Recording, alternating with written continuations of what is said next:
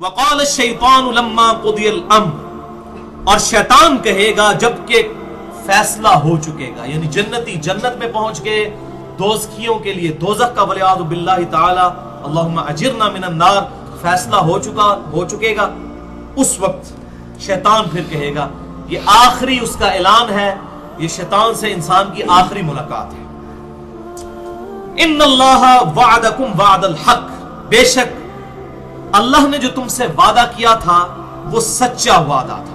کیا وعدہ تھا؟ کہ دیکھو میری کتابوں کی پیروی کرنا، میرے پیغمبروں کی پیروی کرنا تو تمہیں ہمیشہ کی ابدی نعمتیں جنت میں دوں گا، اور اگر نبیوں کی مخالفت اختیار کی، میری توحید کا انکاری ہوئے، میرے پیغمبروں کی اطاعت اختیار نہ کی تو دوزخ تمہارا مقدر ہوگی۔ یہ وہ وعدہ۔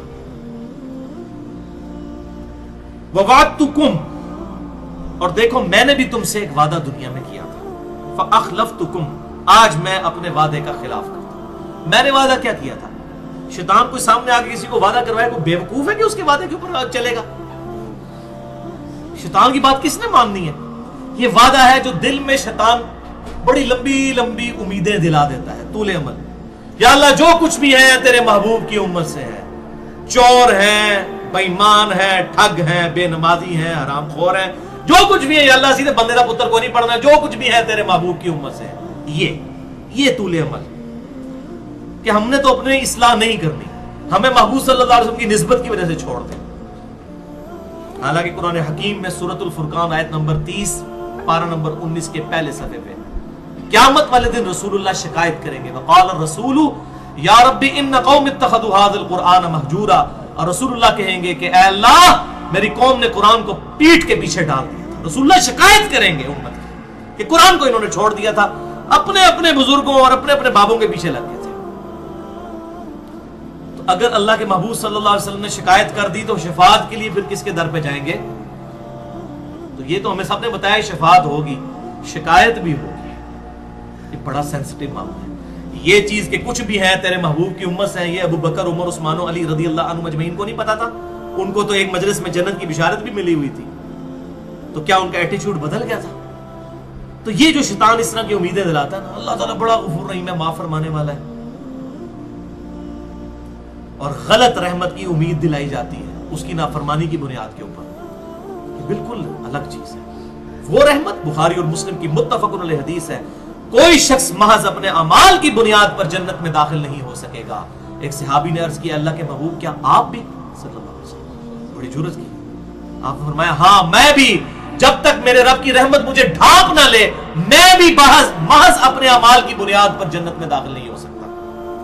تو رحمت کی تو سب کو ضرورت ہے، چاہے کوئی نیک ہے یا برا ہے، رحمت کا اس کے ساتھ کوئی تعلق ہی نہیں ہے کہ انسان اللہ تعالیٰ کا باغی ہو جائے، کیونکہ انسان جتنا بھی نیک ہو وہ اس کی عبادت کا حق تو نہیں ادا کر سکتا، کمزوریاں کچھ نہ کچھ تو رہ جاتی ہیں، چھوٹی موٹی غلطیاں انسان سے ہو جاتی ہیں، بحیثیت انسان اپنی پوری کوشش کرتے ہیں، پھر جو غلطیوں کی کمپنسیشن اللہ کی رحمت اور اس کے محبوب صلی اللہ علیہ وسلم کی شفاعت سے ہو جائے گی انشاءاللہ۔ تو شیطان کہے گا فَأَخْلَفْتُكُمْ، تو آج میں اس کی مخالفت کرتا ہوں، وَمَا كَانَ لِي عَلَيْكُمْ مِنْ سُلْطَانٍ، اور دیکھو میرے لیے تمہارے خلاف کوئی دنیا میں زور نہیں تھا، مجھے کوئی اختیار نہیں تھا کہ تم پر سلطان کوئی زور رکھتا، إِلَّا أَن دَعُوتُكُمْ، سوائے اس کے کہ میں نے تمہیں دعوت دی تھی، میرا کوئی ٹینجیبل زور نہیں تھا کہ میں تمہیں حق کے راستے سے روک لیتا فزیکلی سامنے آ کر۔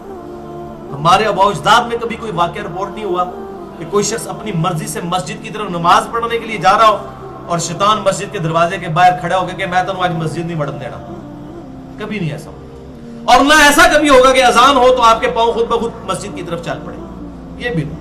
دنیا میں اللہ نے کھلی چھٹی دی ہے، چاہے اس طرف جاؤ چاہے اس طرف جاؤ، لیکن آخرت میں پکڑ ہو جائے گی۔ تو شیطان کہے گا وَمَا كَانَ لِي عَلَيْكُمْ مِنْ سُلْطَانٍ، دیکھو میرے پاس کوئی زور نہیں تھا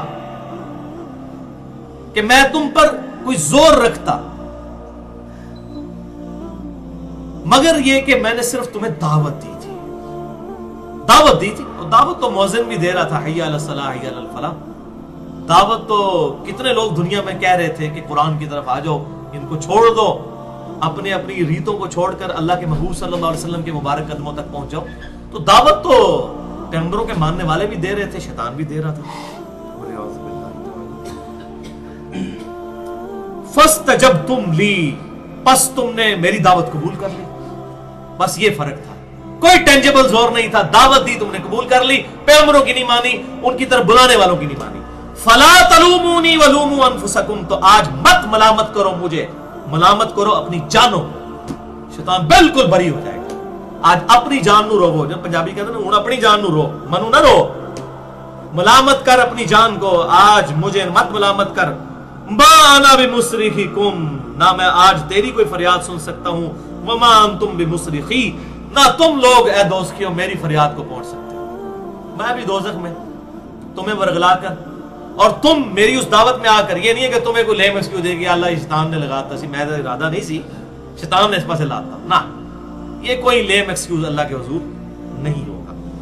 انی کفرت بما اشرکتمونی من قبل، بے شک میں کفر کرتا ہوں، انکار کرتا ہوں اس چیز کا جو آج سے پہلے تم مجھے اللہ کے مقابلے پر ٹھہرایا کرتے تھے.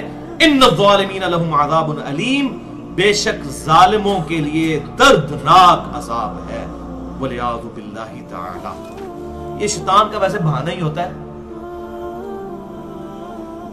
میں نے ایک پورا ڈیٹیل لیکچر دیا ہے شیطان کے حوالے سے، 2 گھنٹے کا. مسئلہ نمبر 79، اللہ، انسان اور شیطان.